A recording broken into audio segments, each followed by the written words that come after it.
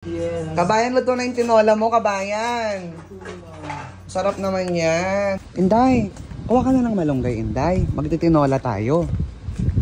Teka lang. Techi, oh. Ang liliit pala. Ito ka na, dito ka na lang sa mga ano. Ito, oh. Yan si kabayan, no, kumukuha ng malunggay. Oo yan, pwede yan. Pang tinola. Ano, Day? Kaya pa? Konti lang eh. Bakit amoy kamyas? Kabayan, saan ka pupunta? Dito sa kitchen. Tour mo naman ako sa kitchen niyo. Oo, sa kitchen ni Chef Lobo. Ay, sino yan?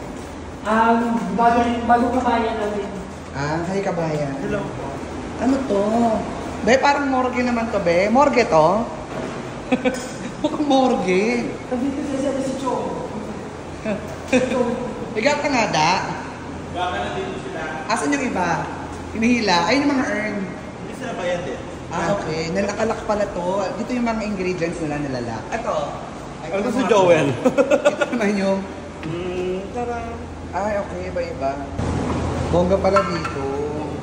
Isang nilera yung mga lutuan. Ano na bang lulutuin mo ngayon, chef? Nakalimutan pala natin yung water.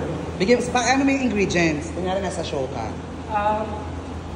Meron tayong guest ngayon. Ay, Julian. hello!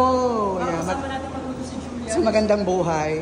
Ano naman yung ingredients nyo? Meron po tayong butod na manok. Babaho na po siya kaya Butod.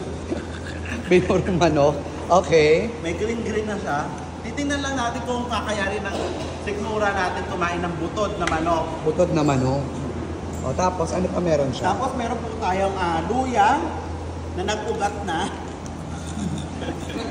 Ugat-ugat na po yan.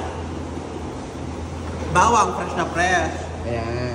Ayaw po kasi natin ditong maaswang. Yes. Ano pa? Sibuyas, pampabata.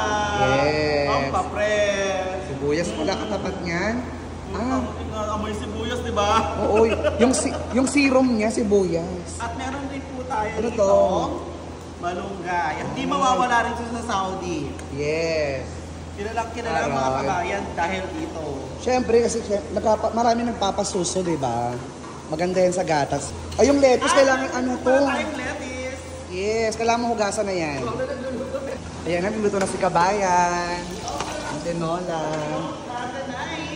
Kasi butod na po yung manok natin. Ewan ko po rito sa kasama kong chef. Imbes na yung gulay na to ilalagay dito. Yung manok kung nilagay dito, ang gigigil talaga. Paano naman magkakasya yung tinola dito? Ayun po nga po sa kanya. Ito pa lang, puno na yan. Ang tagal po ni Maria Labo. Diyos ko. Meron ka na lang 10 minuto para matapos ang challenge na to. Welcome to Master Chef. Ay, ang taray, may pa-Olympics pa pala dito. Pak! Swimming. Nag-swimming. Ay, bongga. Pak! Welcome to Master Chef. Yes. Kabayan, luto na yung tinola mo, kabayan. Sarap naman yan. Pampasuso. Tapos may mga tira-tira pa from last night, oh.